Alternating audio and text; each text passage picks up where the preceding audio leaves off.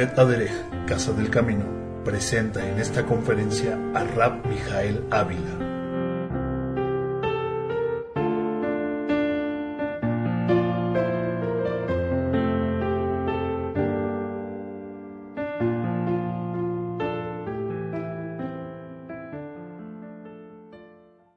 Shabbat Shalom desde la sinagoga Bet Aderech en la ciudad de Cuernavaca, Morelos, México. Les saluda el rabino Mijael Ávila. En este día, que es el día 26 del mes de Tisri del año 5769 y conforme al calendario secular 25 de octubre del año 2008. Es una bendición para mí y espero que para todos ustedes el poder tener la oportunidad de, una vez más en nuestra vida, leer la primera porción de las Sagradas Escrituras que se titula Bereshit, justamente, ¿verdad?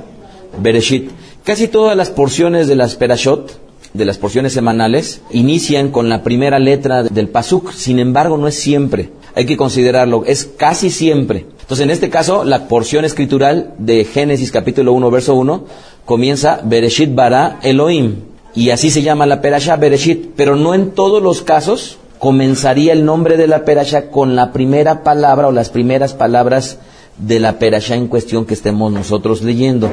Yo esperaría, amados, que así como cuando un niño está comenzando un ciclo escolar y tiene un cuaderno nuevo y en ese cuaderno nuevo él se promete a sí mismo ya hacer bonita letra, o como cuando en el mundo la gente va a comenzar en enero el año y se promete a sí mismo que va a bajar de peso, nosotros, amados, nos estemos prometiendo a nosotros mismos que vamos a prestar ahora mucho más atención a las lecturas. Eso es lo que yo estaría esperando, amados, que estemos prestando mucho más atención ahora a este ciclo de lecturas.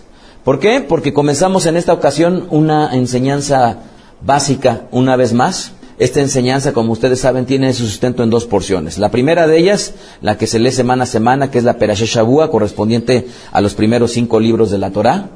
Y la siguiente, correspondiente a la Haftará Shavua, que sería el complemento, relacionada con la lectura de los libros de los profetas, ¿verdad? También conocida como Nevi'im. En estas dos porciones, semana a semana, nos van a preparar para enfrentar los diversos aspectos de la vida y todo lo que la vida nos ofrece. Es importante, amados, que entendamos que estas porciones que vamos a leer no nos van a restringir, sino que van a delimitar el camino que Ribono Shel Olam desea para los suyos. Y no hay mejor manera para entender esas delimitaciones, las cuales nos van a garantizar el éxito en la vida, que conociendo la instrucción del Eterno a través de la Torá. Y desde luego, toda la legislación, como lo vendrían a ser los mitzvot, los mandamientos, los hukim o los estatutos, los edutos, los testimonios, los mishpatim o los juicios. En este año, amados, si el Eterno nos permite, estaré tratando de abordar el número máximo de mitzvot, de mandamientos, que justamente aparecen en todo el ciclo de las Perashot.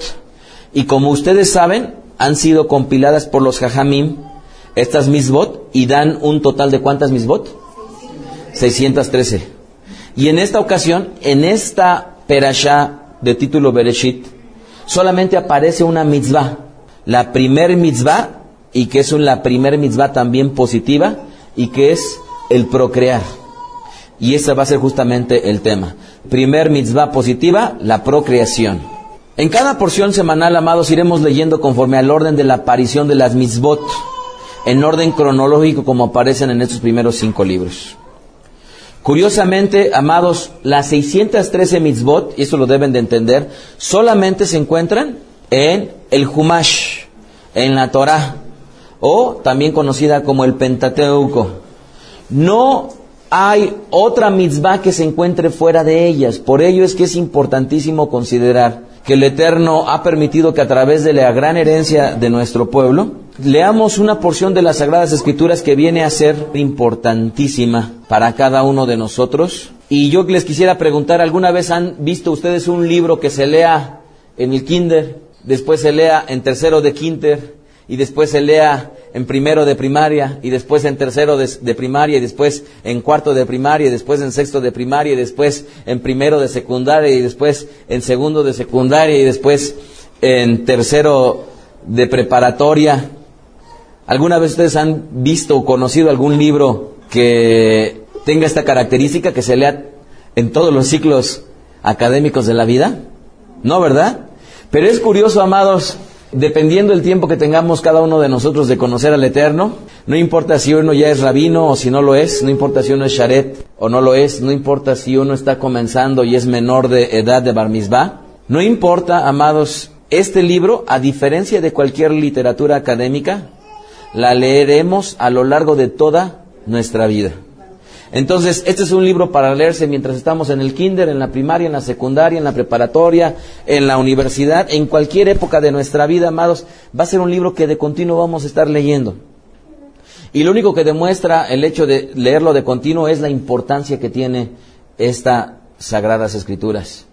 Así es que como no hay ningún otro título académico que se pueda asemejar a las Sagradas Escrituras, por eso es que vamos a comenzar con esta oportunidad que nos da el Eterno de prestar más atención a esta enseñanza básica. Antes de comenzar con esta instrucción, amados, quisiera que nos sincronizáramos en el conocimiento de ciertos aspectos básicos relacionados con los mitzvot. Los mitzvot sería la palabra en plural para denominar a lo que serían los mandamientos. Quisiera yo comenzar este ciclo del año 5769 con un aspecto que vendría a ser fundamental, y por ello es que este aspecto que resulta fundamental sería relacionado con algunas clasificaciones de los mitzvot. Este preámbulo que voy a dar, amados, va a ser muy importante que siempre lo tengan en mente, y sobre todo cada vez que voy a tener, si el Eterno lo permite, la oportunidad de pasar aquí al frente, este preámbulo va a ser importante tenerlo siempre presente. ¿Correcto? Porque es importante para la enseñanza que viene a continuación y las que el Eterno nos permitirá vivir justamente en lo que sería todo este ciclo. Las mitzvot, amados, tienen algunas clasificaciones y por ello es importante entenderlo. Algunas de estas clasificaciones son básicas para efecto de entenderlas. Y la primera clasificación y la más elemental es que los mandamientos se dividirían en mandamientos positivos y mandamientos negativos. Los mandamientos positivos, es decir, de acción, conocidos en el hebreo como mitzvot taseh, y los mandamientos negativos, es decir, de abstención, cuya terminología en el hebreo sería mitzvot lo taseh. Esta sería una de las divisiones básicas de los mandamientos de hacer y mandamientos de no hacer. ¿Cuál sería un mandamiento de no hacer? No codiciarás, no robarás. Un mandamiento de hacer es guardarás el Shabbat, honrarás a tus padres y a tu madre. De estos mandamientos, de estas dos divisiones, debemos de considerar que los Jajamim han clasificado que de ellos son 248 mandamientos positivos y 365 mandamientos negativos. Una vez más, de los 613 mandamientos que se pudieran dividir en positivos y en negativos, 248 serían positivos y 365 serían negativos. Si nosotros consideramos a los mitzvot negativos, coincidirían con el número de tendones del cuerpo humano y también lo pudiéramos asociar con cada uno de los días en un calendario solar. De tal manera que un mandamiento negativo lo tendríamos para cada uno de los días de acuerdo a un año solar. Y los 248 mandamientos positivos coincidirían, según los sabios, con el número de miembros y órganos que componen al cuerpo humano. Otra clasificación que correspondería a los mandamientos, a los mitzvot, se les denominaría mitzvot bein Adam lahavero. Mitzvot bein Adam lahavero. Repitan conmigo, mitzvot bein Adam lahavero, que serían los mandamientos entre hombre y hombre. La segunda clasificación, de acuerdo a este orden, serían los mitzvot bein Adam lamakom. Repitan conmigo, mitzvot bein Adam lamakom, que serían los mitzvot entre el hombre y su creador. ¿Correcto? Otra clasificación elemental serían los mandamientos entre el hombre y entre el hombre y su creador.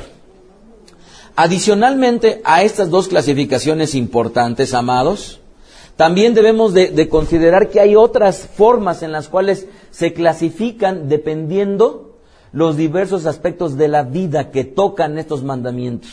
pudiéramos hablar de que dentro de las clasificaciones de los mandamientos hay mandamientos relacionados con la idolatría, mandamientos relacionados con las prácticas ocultas, mandamientos relacionados con la guerra, mandamientos relacionados con la ética y las relaciones interpersonales, mandamientos relacionados con el conocimiento, mandamientos relacionados con la justicia, mandamientos relacionados con el comercio y el préstamo, mandamientos de acuerdo a consideraciones de los tiempos, mandamientos relacionados con la familia y el matrimonio, y mandamientos relacionados con los alimentos, por citar algunos cuantos. Y para irme un poquito más a detalle estas últimas clasificaciones que les he mencionado, quisiera yo retomar una pregunta que yo sé que la mayoría de ustedes conoce la respuesta. La pregunta ¿es posible cumplir todos los misbot? ¿Es posible que una persona, hombre o mujer, pueda cumplir todos los misbot? Correcto. Como ya sé que tanto la Keilah, que está ahorita ubicada en la Ciudad de México, de Beit HaDerech, como la Keilah que se encuentra aquí ubicada en Cuernavaca, de Beit HaDerech, todos coincidiríamos en que es imposible que una persona, incluyendo al mismísimo Rabino Yeshua Mashiach, pudiera cumplir todas las misbot, ¿verdad? Pero es importante entender, amados, que el concepto que tenemos en Beit HaDerech al respecto de los mandamientos es que su ejercicio de ninguna manera nos va a hacer ganar el cielo, como enseñan otras religiones. Otra vez, hay religiones que enseñan que en la medida que uno guarda los mandamientos, nos va a hacer ganar el cielo. En Beit HaDerech de ninguna manera creemos que esto es una verdad, sino que el entendimiento que tenemos al respecto de los mandamientos es que se realizan y se deben de realizar sí y solo si ya se está dentro de la casa del Eterno. Esto es, estando adentro de la casa del Eterno, formando parte del pueblo de Israel, es por cuanto los debemos de hacer en obediencia por el amor que nosotros lo tenemos a Kadosh Baruj Hu, al Santo bendito es. Así es que este entendimiento también nos hace convencer que es imposible que algún ser humano pueda realizar todos los mandamientos. ¿Por qué? Porque la respuesta gira en torno a que los mandamientos tienen ámbitos de acción. Entre ellos están los misbot, que dependen si se es hombre o si es mujer. De tal manera que no habría ningún solo ser humano que pudiera estar cumpliendo todos los mandamientos, porque si es hombre, debería de cumplir solamente los de hombre, y si es mujer, debería de cumplir solamente los de mujer, y en sí mismo, por su propio género, estaría descartando el resto. Así es que dentro de estos tipos de misbot que dependen si es hombre o si es mujer, estarían, por ejemplo, los misbot relacionados con la menstruación, con el flujo nocturno para el hombre, con el Brit Milá para el hombre o la circuncisión, etcétera. Misbot que dependen si está de pie el santo templo, el Bet HaMikdash. Como ejemplo estarían la práctica de varios misbot relativos al mismo, como pudieran ser los korbanot o las ofrendas, como pudieran ser las leyes de la pureza, las del sacerdocio, las de los Leviim, etcétera. Otro ámbito de acción serían los misbot que dependen si se habita en Eretz Israel o si se está habitando fuera de Eretz Israel. Y hay misbot que solamente se pueden cumplir si uno habita en Israel, como pudiera ser la Shemitah. ¿Qué es la Shemitah? El séptimo año, lo que le llamarían algunos el año sabático, ¿verdad? Pero correctamente sería la Shemitah o año del Shabbat. También sería el Yobel. ¿Qué sería el Yobel? El año 50, también conocido al español como el jubileo, etcétera. Otra clasificación o otra clase de misbot serían los misbot que están sujetos al puesto social en el cual uno tiene como ámbito de autoridad, como pudiera ser si se es rey o si se es Kohanim o el mismo Leviim o levita, puesto que cada uno de estos puestos en estricto sentido no dependen del libre albedrío de la persona. Esto es, el Eterno es el que decide quién nació en su linaje como Cohen o como Leviim, incluso como rey, porque es el mismísimo Eterno el que designa quién va a ser rey y quién no lo va a ser. Otro pudiera ser los misbot que dependen de la actividad comercial, productiva, laboral, de justicia o financiera, y de los cuales una persona ejecuta al menos uno de ellos. Como ejemplo están los misbot relacionados con la persona que presta dinero a rédito, los misbot relacionados con las pesos y las medidas, los misbot relacionados si una persona es patrón, jefe o no, si es amo de un esclavo, si es juez, etc. Otros serían los misbot que dependen de un vínculo en las relaciones, como los misbot relacionados hacia los padres, hacia los hijos, hacia los empleados, hacia los talmidim, los estudiantes, sí, hacia los siervos, hacia los enemigos. Otros serían los misbot que dependen de las situaciones de la vida, es decir, si se está en la batalla, si se está de viaje, si se está enfermo, si se está con un familiar difunto. Recientemente me preguntaban, Rabí, ¿qué sucede si hoy que estamos de fiesta un familiar nuestro moriría?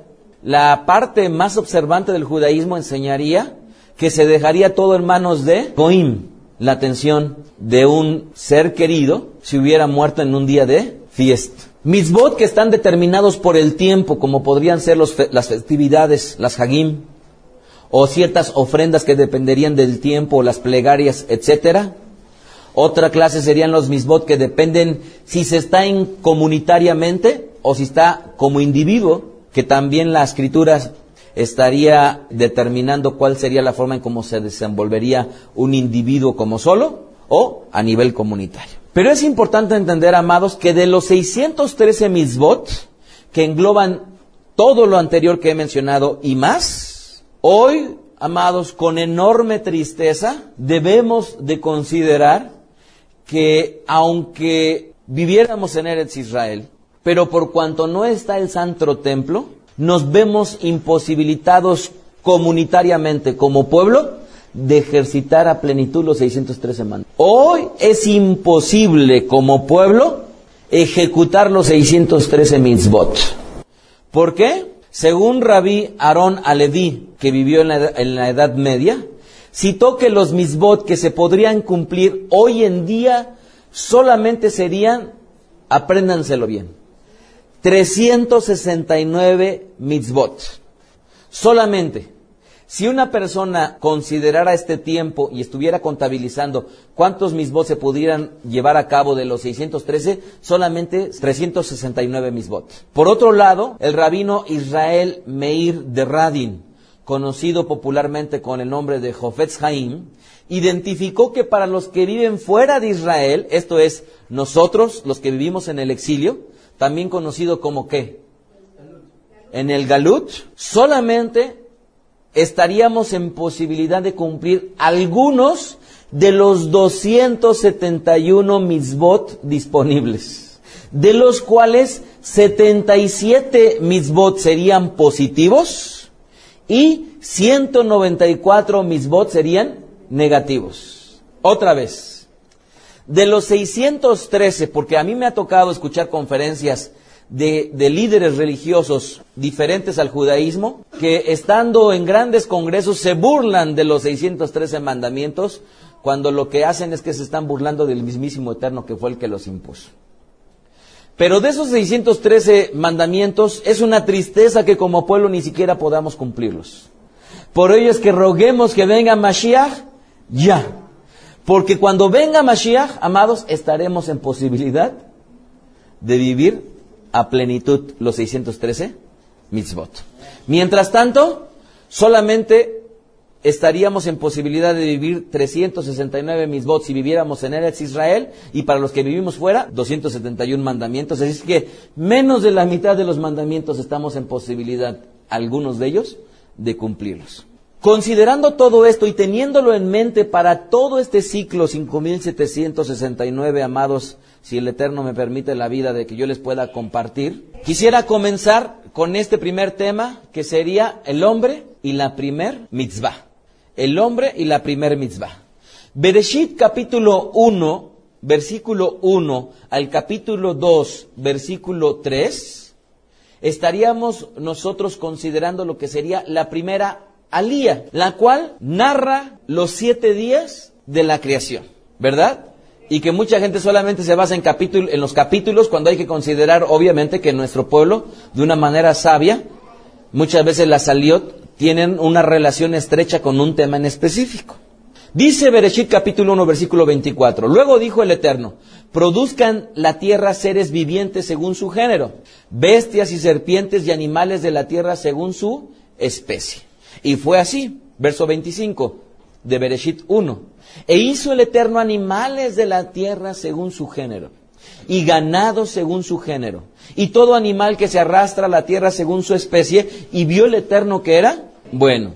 Y entonces dijo el Eterno, hagamos al hombre a nuestra imagen, conforme a nuestra semejanza, y señoreé en los peces del mar y en las aves de los cielos, en las bestias y en toda la tierra, y en todo animal que se arrastra sobre la tierra. Y creó el Eterno al hombre a su imagen, a imagen del Eterno lo creó. Dice, Ish Beisha, varón y hembra los creó, y les bendijo el Eterno y les dijo, Hashem, fecunden y multiplíquense y llenen la tierra y sojúzguenla. Dominen los peces del mar y a las aves de los cielos y a todo animal que se mueva sobre la tierra. Y dijo el Eterno, he aquí que les he dado toda planta que da semilla, que está sobre la tierra, y todo árbol en que hay fruto y que da semilla, les serán para comer.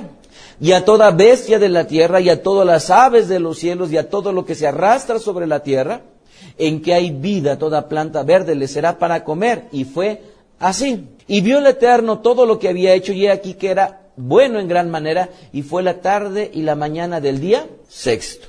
Todo lo que hemos leído corresponde al día sexto. En este pasaje, amados, si ustedes notaron bien, en el verso 28 es en donde se encuentra la porción que nos va a ocupar, en donde dice, Beyavarech otam Elohim, Vayomer lahem Elohim perurebu, umilu et haaretz. Y les bendijo el Eterno y les dijo, Hashem, fecunden y multiplíquense y llenen la tierra y sojúzguenla. Beji bebeshua, uredu bidegat ayamu beot ashamainu bechol chaim, haya aromeset ala aretz. Dice, y domínenla los peces del mar y las aves de los cielos y todo animal que se mueve sobre la tierra. La frase que debemos notar es la que dice, Perú urebu, umilu et haaretz, que al español se podría traducir, fecunden y multiplíquense y llenen la tierra. La palabra hebrea que nos ocupará a lo largo de este estudio será la palabra hebrea Perú. Perú, palabra que sin tono, sin modo, sin tiempo, sería el verbo hebreo para. Para, repitan conmigo. Que al español la traducen a lo largo de las Sagradas Escrituras como fructificar, incrementar, crecer, fecundar o dar fruto. Según el diccionario, la palabra fecundo o fecunda es un adjetivo que quiere decir que ha procreado o que se reproduce. Y es de todos sabidos, amados, que la concepción humana ocurre cuando un óvulo de la mujer es fertilizado por un espermatozoide del hombre durante la trayectoria por la trompa de Falopio, ¿verdad? Y una vez que este número considerable de espermatozoides que salen del hombre viajan hacia lo que vendría a ser su encuentro con el óvulo, es cuando se produce entonces la fecundación, y a partir de ahí se espera un tiempo aproximado de 9 meses para efecto entonces de que se conciba lo que vendría a ser un niño o una niña.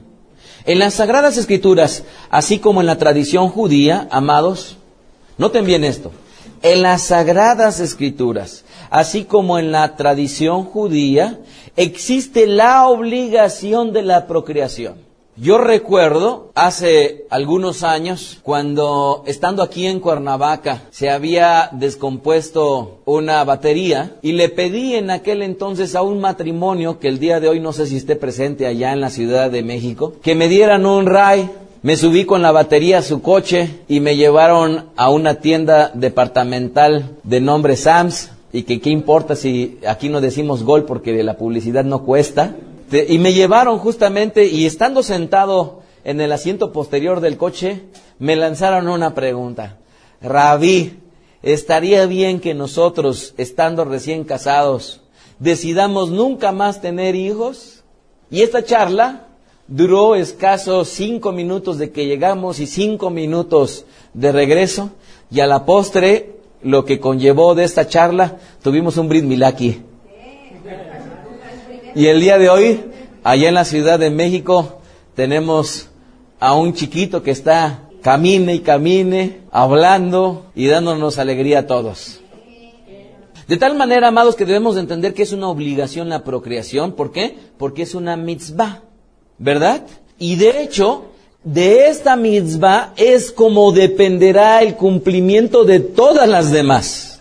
¿Por qué? Porque sin vida no hay posibilidad de que se efectúen el cumplimiento de todas las mitzvot que el Eterno nos da a cada uno de nosotros como herencia. Para avanzar en este tema voy a hablar de varios temas brevemente, de los cuales espero les ilustre un poco de cuál sería la forma en la cual se conduce nuestro pueblo. Y en primer lugar quisiera hablarles yo de el casamiento, muy brevemente. El Shulchan Aruch, que es un libro que recopila lo que serían las leyes halágicas, las reglamentaciones en la cual la vida de un hijo o hija del Eterno se van a conducir de acuerdo a los jajamim, a los sabios. El Shulchan Aruch registra que todo varón tiene la obligación de casarse a fin de cumplir con el primer mandamiento, que es procrear. Considera la halajá que no tener hijos es semejante a verter sangre, casi como asesinar a una persona. E incluso causa que la Shejiná, que sería la presencia divina del Eterno, se retire de Israel. En el Talmud, en Masejet Yevamot 63b, dice que el que no está casado no es un hombre completo y vive desprovisto de la alegría, de bendición y de Torah. La obligación de casarse en el Shulchan Aruch se aplica a partir del momento en que el hombre alcanza la edad de 18 años. Y se enseña que el hombre no debería de exceder los 20 años para casarse, a menos que sea un estudiante asiduo de la Torah, que solamente por causa del estudio podría estar retrasando su matrimonio para aprovechar los estudios de la Torah por más tiempo, siempre y cuando someta el Yetzer Hará, que sería uno de los dos instintos de los cuales el Eterno proveyó al hombre, el Yetzer Tov y el Yetzer Hará. En este caso me refiero yo al Yetzer Hará, que sería el instinto del mal que el hombre debería de tener, si es que no se casa, la facultad de poder someterlo. Los jajamim recomiendan casar a los hijos y a las hijas a una edad muy joven, a fin de que no vengan a tener una mala conducta o malos pensamientos. Pudiera hablar mucho más del casamiento, amados, pero no es el tema. Quisiera continuar con el objetivo de darles un contexto relacionados con la mitzvah de procrear. ¿Cómo escoger al cónyuge? Es una de las preguntas que también trata de resolver la halajá judía. Enseña el Shulchan Aruch que todo judío tiene 3 cualidades importantes. 1, recato y pudor. 2, misericordia. 3, amor por el bien. Lo repito, 3 cualidades importantes debería de tener todo Yehudí. 1, recato y pudor. 2, misericordia. Y 3, amor del bien. Por ello es que si un hombre va a buscar a una mujer, o una mujer va a buscar a algún hombre, debería de estarse percatando de que estas cualidades la tengan tanto él como ella. Ya que si estas cualidades no se tiene, no sería merecedor de casamiento con un hombre o con una mujer que ame al Eterno. Se prefiere que se escojan para casarse las mujeres a un Talmid Jajam, esto es, a un estudiante de la Torah. Y un hombre se prefiere que se escoja para mujer a una mujer cuyo padre sea un Talmid Jajam. ¿Por qué? Porque se estima que cualquiera de los dos, el hombre estaría preparado para llevar a cabo la Torah y la mujer sería una mujer que fuera instruida y educada en la práctica de las mitzvot. En la tradición de nuestro pueblo está prohibido casarse con una persona que, habiéndose separado, su trámite de divorcio no sea válido conforme a las reglamentaciones judías. ¿Por qué? Porque si la persona que se ha separado aún no se ha divorciado, se considera como si todavía estuviera aún casado y esto sería un adulterio.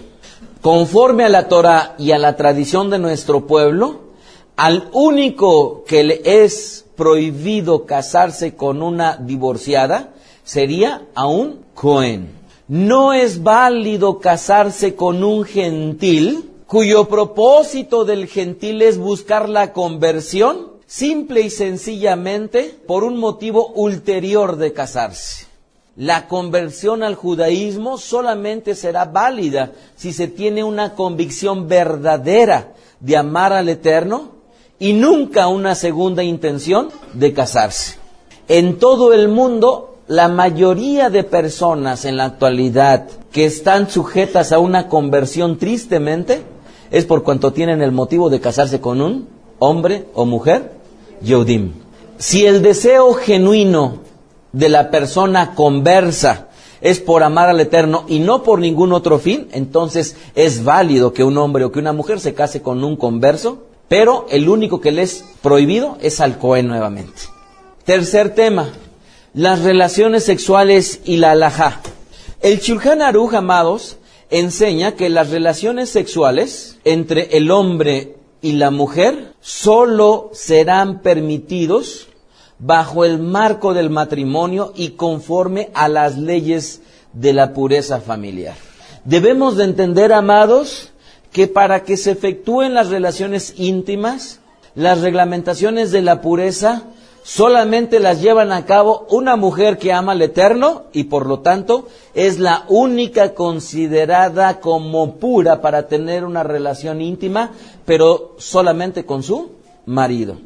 Están prohibidas las relaciones incestuosas que se encuentran en el libro de Levítico capítulo 18, así como está prohibido la práctica del adulterio, esto es, tener una relación sexual con una mujer casada, ya que de tales uniones, el producto de esas uniones es un mamzer. ¿Qué es un mamzer? Es considerado al español como un bastardo, y de los cuales él ni su descendencia, dice las Sagradas Escrituras, que tendrá parte en el pueblo del Eterno. La halajá judía enseña que está prohibido tener relaciones sexuales fuera del matrimonio, y como ocurrió no hace mucho, que una señorita llamó y que preguntó, ¿es válido que yo tenga relaciones sexuales con un hombre no judío? Conforme a la halajá judía, está prohibido tener relaciones sexuales con un gentil. Y desde luego, para un hombre judío está prohibido tener relaciones sexuales con una mujer judía. Me refiero cuando no están casados. ¿Por qué?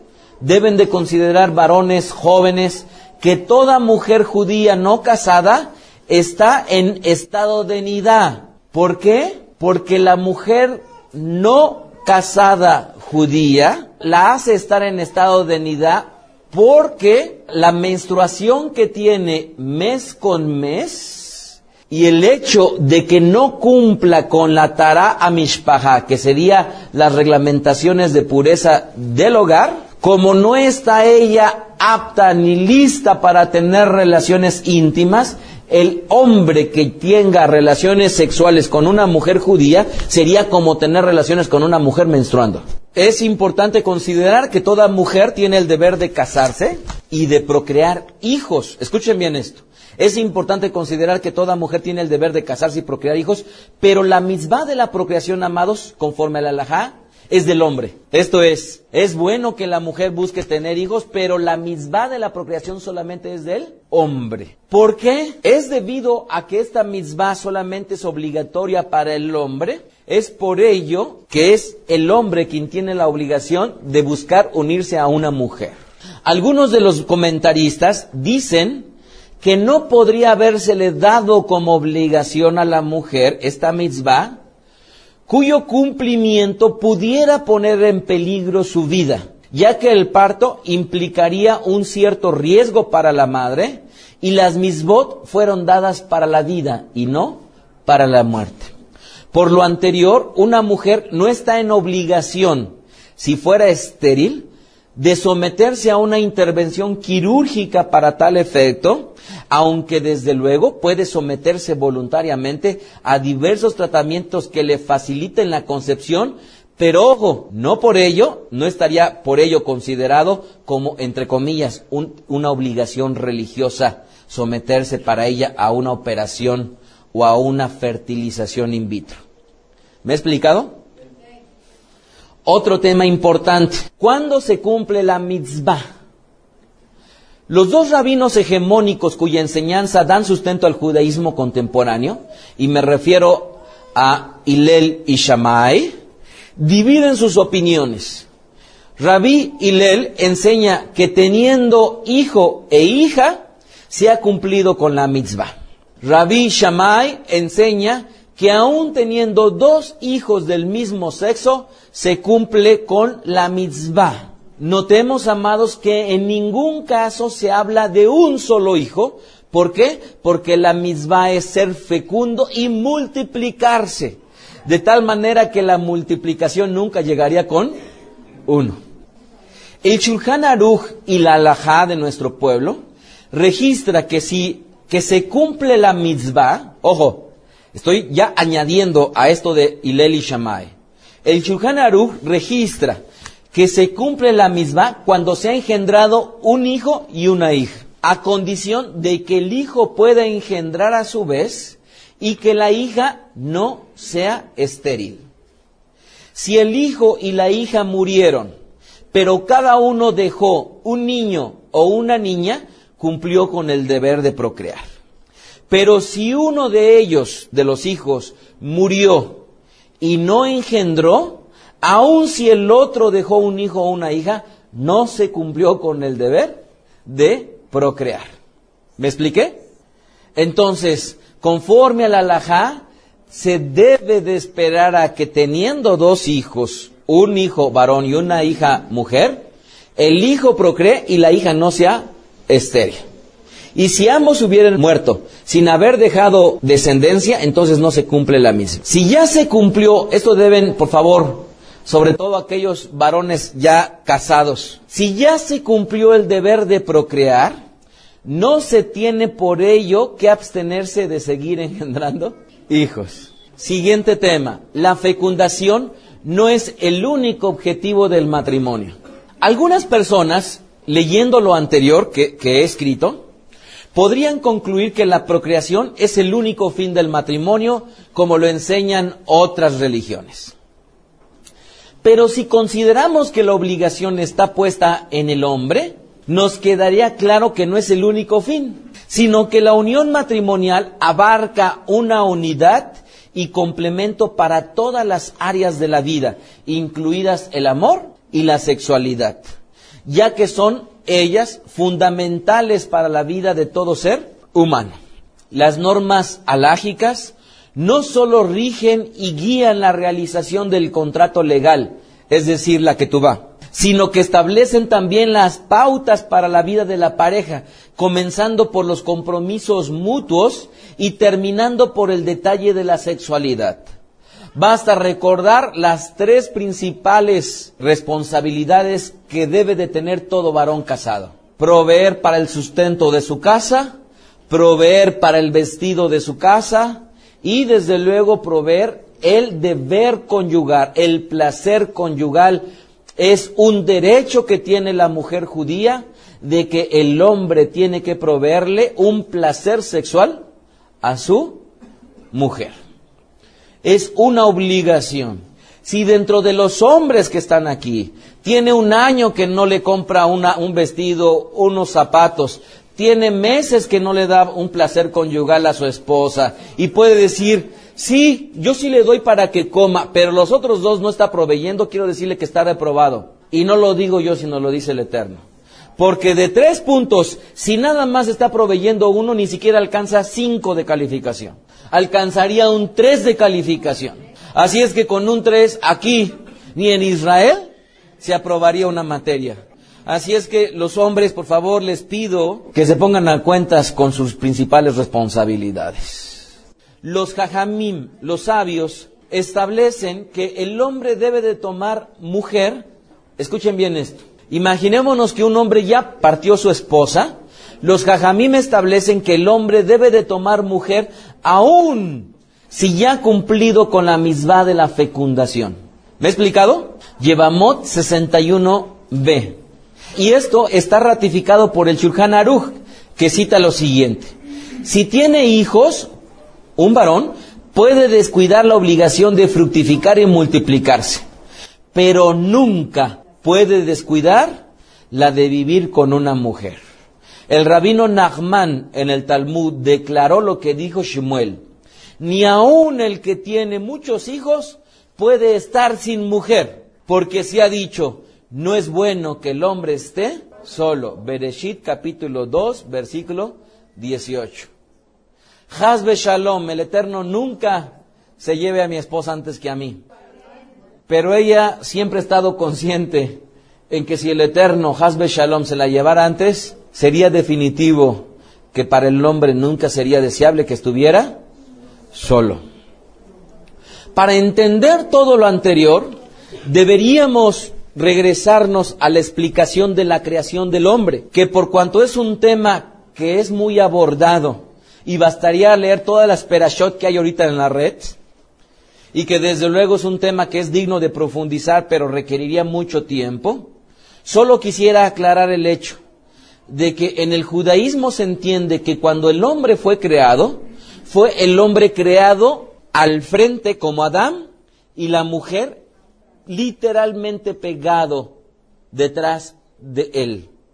De tal manera que en la creación, varón y hembra los hizo, pero juntos. De tal manera que cuando suceden los acontecimientos, el Eterno separa al Ish de la Isha, y está escrito que el Eterno le pondría una ayuda contraria. Esto es, ya no estaría detrás de él, sino estaría frente de él.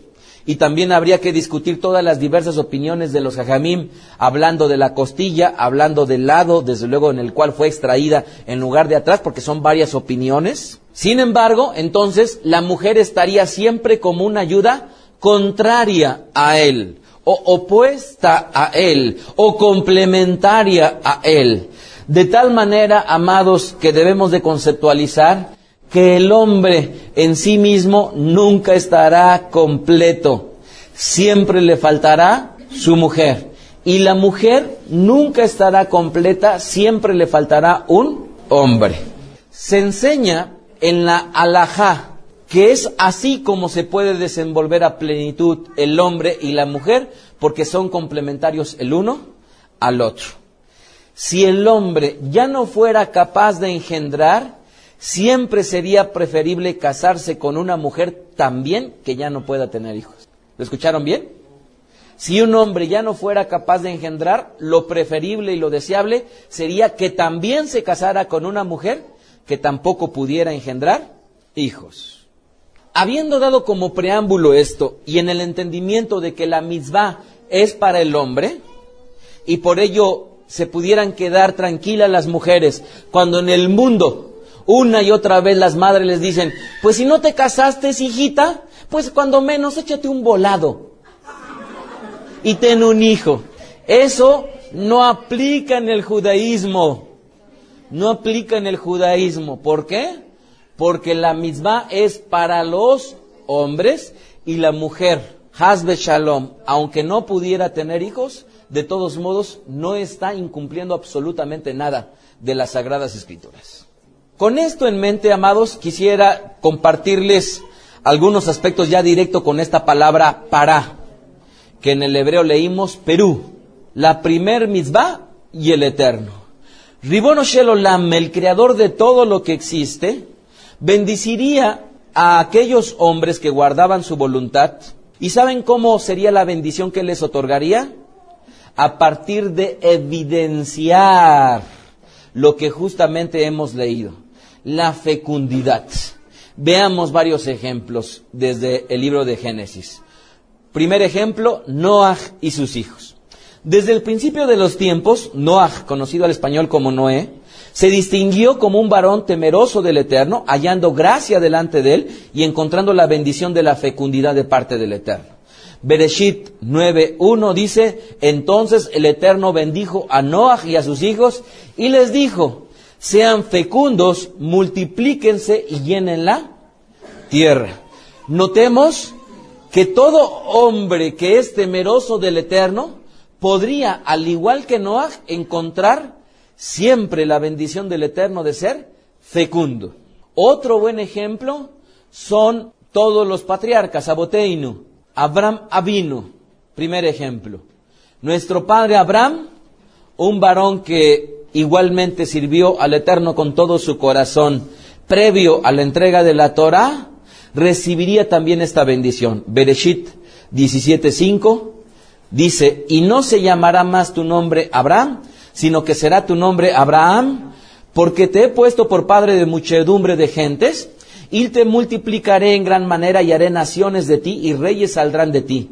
Y yo te haré muy fecundo, de ti haré naciones, y reyes saldrán de ti. Más tarde, ustedes estarán de acuerdo conmigo con que nos encontramos con que la fecundidad de la cual recibió como bendición del Eterno Abraham Avinu, se cristalizó en la descendencia que él tuvo a partir de Am Israel, del pueblo de Israel. Bereshit 47:27, habitó pues Israel en la tierra de Egipto, en la tierra de Goshen, y se establecieron en ella, y allí fueron fecundos y se multiplicaron mucho. Shemot 1:7, Éxodo, pero los hijos de Israel fueron fecundos y se hicieron muy numerosos, y se multiplicaron y llegaron a ser muy poderosos. Y la tierra estaba llena de ellos. Levítico, Vaikra 26:9. Me volveré hacia ustedes y los haré fecundos, y les multiplicaré y confirmaré mi pacto con ustedes. Teilim 105:24, el Eterno hizo que su pueblo fuera muy fecundo, y lo hizo más fuerte que sus enemigos. Así es que ejemplo tenemos de que cuando el Eterno decide posar sus ojos sobre un hombre o mujer que tiene la gracia de conducirse bien por esta vida, hallará la fecundidad. Yitzhak Avinu, el primogénito de Abraham, al igual que su padre, sería fecundo.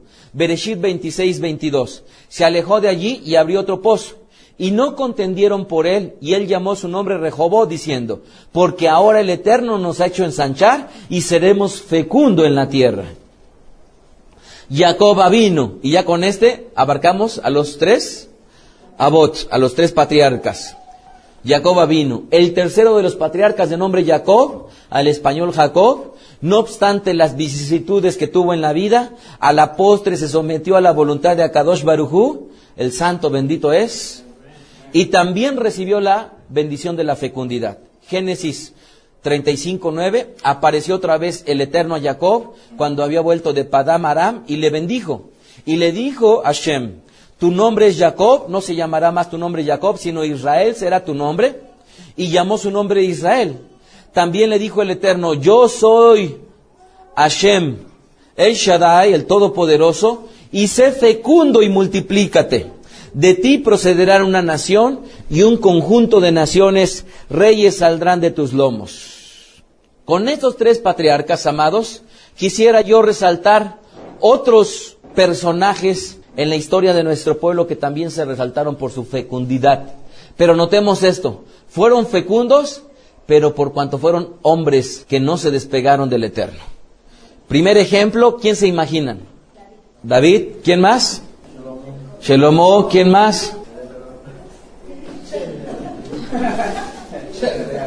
Hay un personaje, amados, hay un varón que ustedes lo deberían de tener en estima y desde luego en ejemplo mucho más encumbrado que cualquier otro. Inclusive tuvo la bendición de tener 2 hijos que vinieron a la postre a sustituir a una matá, ¿verdad? Y de esos 2 hijos vinieron a conformarse dentro de las matot, dentro de las tribus. ¿Quiénes fueron? Yosef. ¿Por qué? ¿Recuerdan ustedes cómo Yosef desde pequeño sufrió?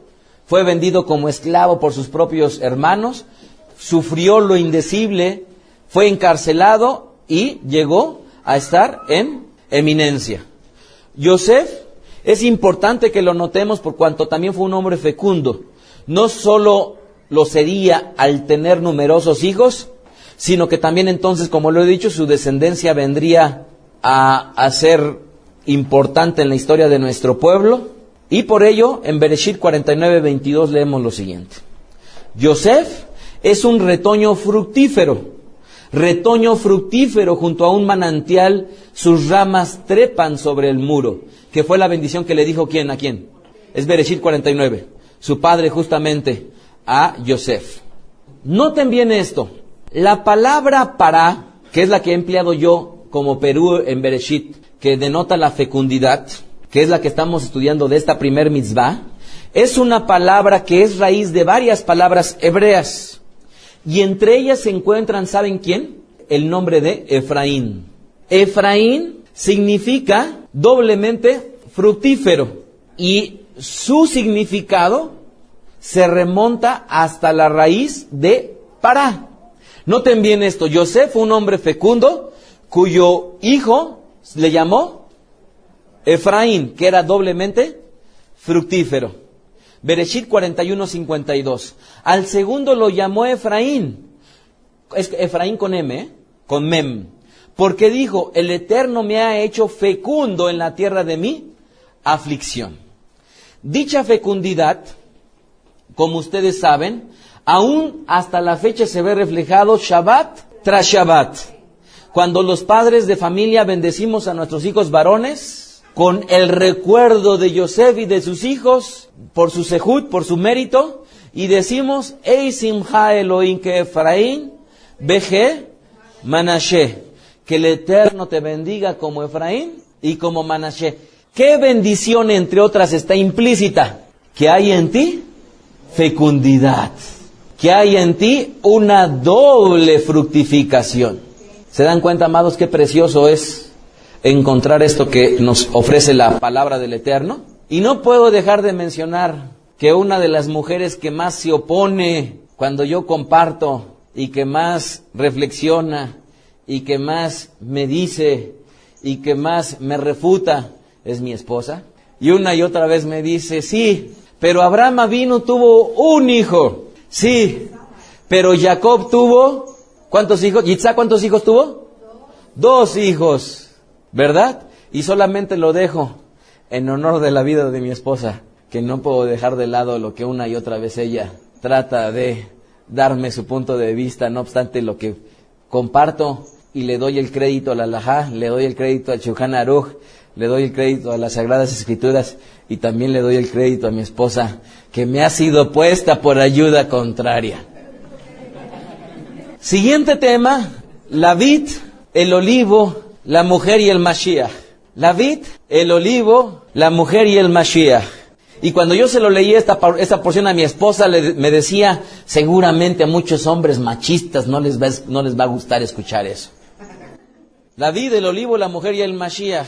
Y ahora les pregunto yo, como si fuera una persona que me dedicara a preguntar acertijos o a contar chistes, ¿qué tienen en común la vid, el olivo, la mujer y Mashiach?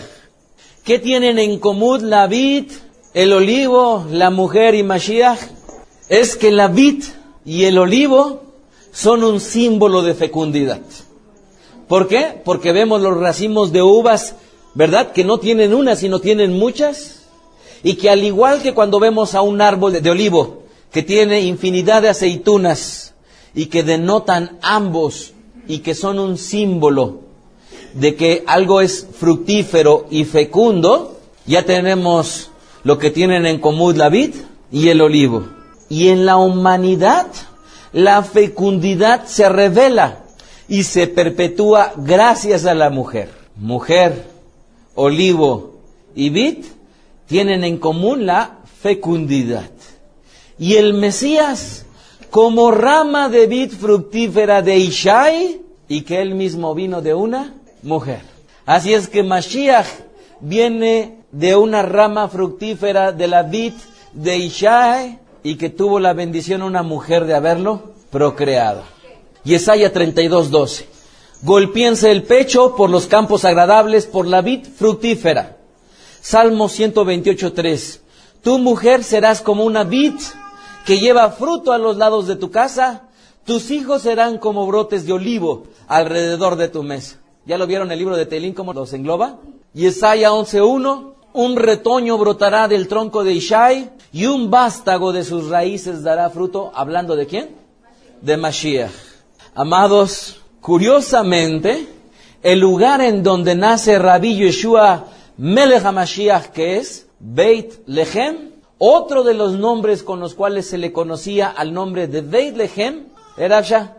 Absha a la 1, Absha a la 2, Absha a la 3, Yitzhak a la 4, Yitzhak a la 5, Yitzhak a la 6. No está fácil la pregunta. A Beit Lehem también le llamaban Efrat o Efratá. Efratá, con acento al final, con fuerza al final.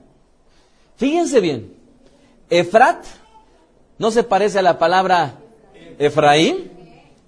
Efrat significa lugar de fecundidad. Esto pareciera en realidad algo muy sabio del Eterno.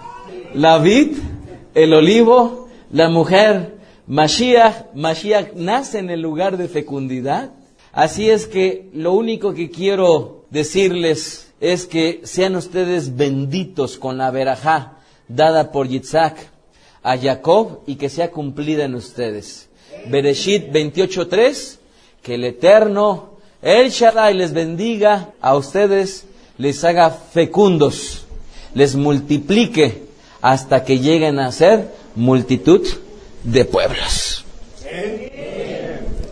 Ya para terminar, amados, quisiera transmitirles el entendimiento que tenemos de las prácticas de la tradición de nuestro pueblo en las sinagogas Bet Adrech.